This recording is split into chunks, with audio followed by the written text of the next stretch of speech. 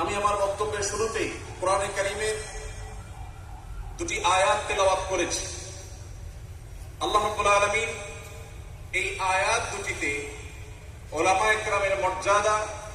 তাদের শান, তাদের মর্তবা এবং তাদের কি মূল্য রয়েছে সেটিকে আল্লাহ রাব্বুল আলামিন এই আয়াতের মাধ্যমে তুলে ধরেছেন।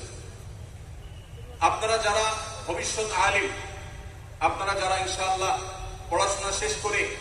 দ্বীনের এদেশের মানুষের খেদমতে নিজেদেরকে আত্মনিয়োগ করবেন, আপনাদেরকে আমি শুরুতেই বলতে চাই, আপনাদেরকে অবশ্যই আত্মপরিচয় আপনাদের জানতে হবে। আত্মপরিচয় যদি আপনি জানতে পারেন তাহলে আপনার কর্তব্য আপনি নির্ধারণ করতে পারবেন, আপনার করণীয় আপনি ঠিক করতে পারবেন, আপনার গন্তব্য এবং গতিপথ আপনি নির্ধারণ করতে পারবেন যদি আপনার নিজের পরিচয় এবং নিজের যে মর্যাদা আল্লাহ সুবহানাহু ওয়া তাআলা আপনাকে দিয়েছেন এবং এই সমাজে আপনার যে মর্যাদা